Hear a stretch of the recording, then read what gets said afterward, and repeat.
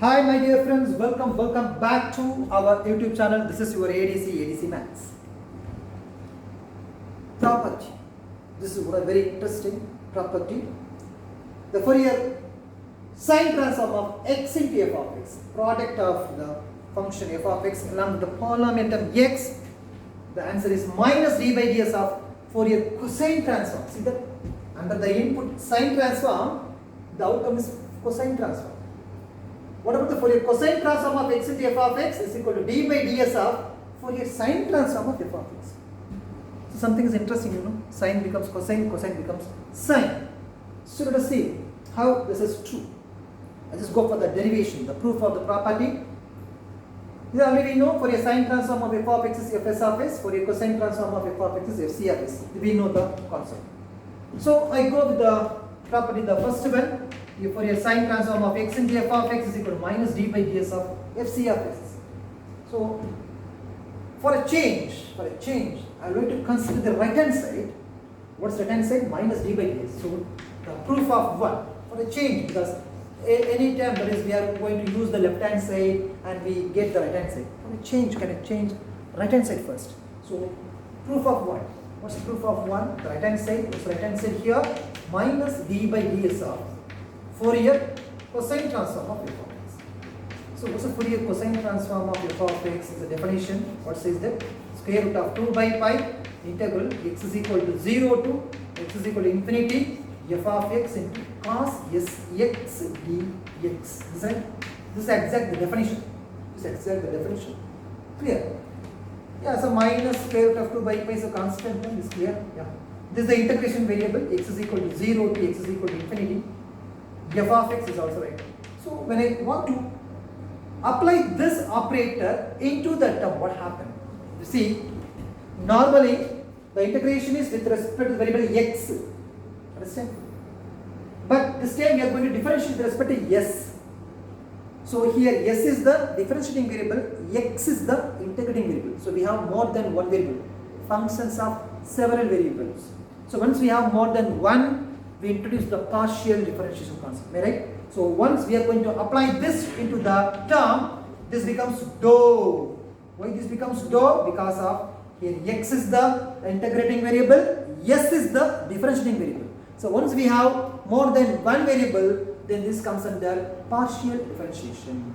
So we are going to introduce the partial differentiation, functions of several variables. You may come across in the previous years, functions of several variables, right? So what's the dou by dou s of cos sx, because the only term which in terms of s into dx. Now can you tell me what is the dou by dou s of cos sx? What is the differentiation? Cos differentiation is minus sin sx, is it?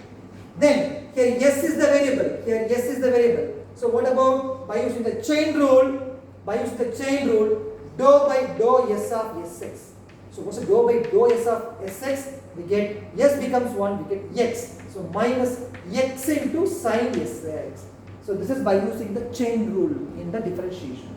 So this is equal to minus square root of 2 by pi integral 0 to infinity f of x. So what is the answer for dou by dou s of cos sx minus x into sin sx? Is right? Is right? Into dx. Now this minus becomes plus, so it's equal to square root of 2 by pi integral 0 to infinity. Can I combine this x along with the function f of x?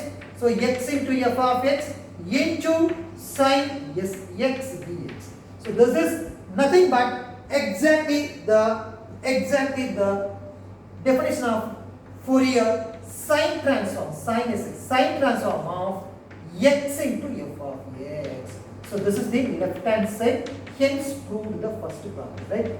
Hence proved the first property. Very good, sir? Is right? So I use the right hand side to left hand side. Clear? So what's the Fourier sine transform of x into f of x? It is minus d by ds of Fourier cosine transform of f of x. So very simple concept. Very simple.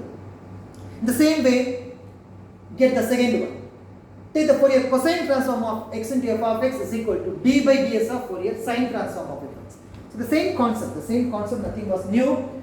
So once again we start from the right hand side. So d by ds of Fourier sine transform. d by ds of Fourier sine transform, d by ds of Fourier sine transform. So what's d by ds of Fourier sine transform of f of x? This is a property number 2. Property number 2. I am using the right hand side once again. So by using the definition, d by ds of square root of 2 by pi integral x is equal to 0 to x is equal to infinity f of x into sine sx dx. Right? So this is the input now. Clear? Once again, if I want to apply this into the term, this becomes dou because of x is the integrating variable, now s is the differentiating variable. So square root of 2 by pi integral x is equal to 0 to x is equal to infinity f of x into dou by dou s of sine sx into dx. So once again, what is the dou by dou x of sine sx? Tell me. What's dou by dou x of sine sx? So sine differentiation is cos. So cos sx into, by using the chain rule, dou by dou s of sx. So s becomes 1. So the answer is x into cos sx. Is right? Is right? So this is equal to x into cos sx. So this is equal to x into cos sx. Is right? So what about the others? The others are retained the same, integral 0 to infinity f of x. This term is x cos x into dx. Now can I combine these two? Can I combine these two? This is equal to square root of 2 by pi integral 0 to infinity x into f of x into cos sx dx. So this is exactly the definition of Fourier cosine transform of x into f of x. So this is equal to left hand side. Hence prove the second problem. Is it? It's a very easy concept. Because why I want to go for this property? Let's see that. Because I want to go for apply this property to the following problems. So please retain these two properties. So I proved these two properties, x into f of x under the sine transform as well as the cosine transforms. Suppose my question is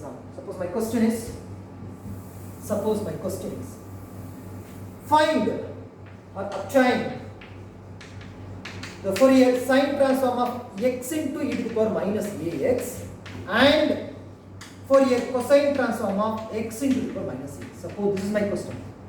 What we can do? Very simple concept. Very simple. So applying the property 1 and 2, we will get the answer. So property 1 and 2 is already on the board. Here the given function, let it be f of x is equal to e to the power minus ax, right? So what about the Fourier sine transform of e to the power minus ax? Yeah, already we know Fourier sine transform of e to the power minus ax equal to root 2 by pi s by s square plus a square, right? And cosine transform of e to the power minus ax is root 2 by pi a by s square plus a square. So we know these two results now. So I go for the first question, for a sine transform of x into the power minus ax. So by this property number 1, for a sine transform of x into f of x equal minus d by ds of for a cosine transform of e to the power minus ax. Am I right, sir? Am I right? By using this property number 1 is equal to minus d by ds of, what is the Fourier cosine transform of e to the power minus ax? Cosine means constant a in the numerator, denominator is s square plus a square, right? So differentiate this with respect to s. So a is the constant, so minus square root of 2 by pi coming outside, a is also coming outside. So d by ds of 1 by s square plus a square. So what is the differentiation of 1 by s square plus a square? Minus 1 by s square plus a square the whole square, and by using the chain rule once again, differentiating d by ds of s square plus a square. What's s square plus a square differentiation? 2s. So minus becomes plus square root of 2 by pi a, here 2s. So this 2s by s square plus a square to the whole square. So the final answer is 2 into, that is square root of 2 by pi into 2sa by s square plus a square to the whole square. So this is the answer for the Fourier sine transform of x into e to the power minus ax. Similarly, find out the Fourier cosine transform. See that? Similarly, Fourier cosine transform of x into the power minus ax. So by using the above property, something that d by ds of Fourier sine transform of e to the power minus ax. Is right? As we know, the Fourier sine transform of e to minus x means square root of 2 by pi. Yes in the numerator, because sine transform is the parameter. Yes in the numerator. So root 2 by pi is a constant term outside. Now here using the u by v formula. So s square plus a to the whole square v square. V s square plus a square into u dash 1 minus u into v dash. So once again I repeat this. This is looks like u by v model.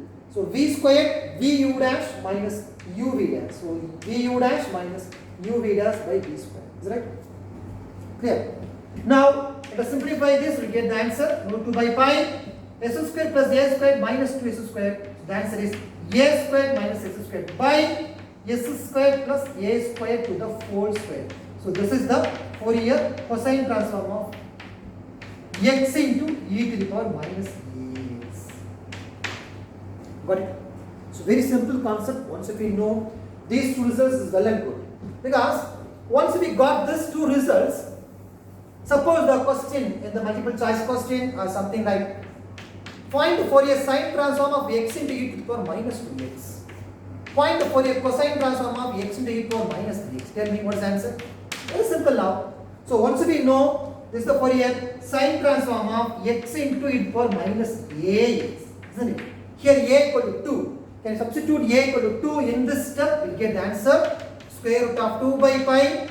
Now a equal to 2, 2 into 4. So 4s by s squared plus 2 squared 4 whole square. So this is the answer. We simply get the answer after knowing the result, the general result. But how will we get this result? With the help of the property. So we should know the property first, then only we have to apply those properties to the problems.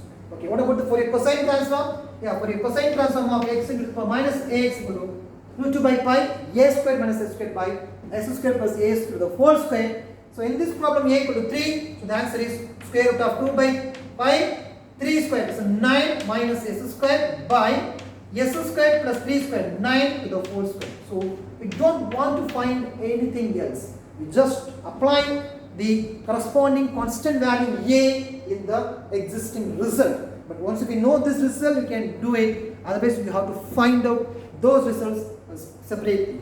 Right, sir? I think so. This is the one of very interesting property. So that's why I can take it as a separate video for you guys. So please kindly share, subscribe, comment, like our YouTube channel ADC Max. Thank you. Thank you so much for watching our YouTube channel. Thank you. Take care. Bye.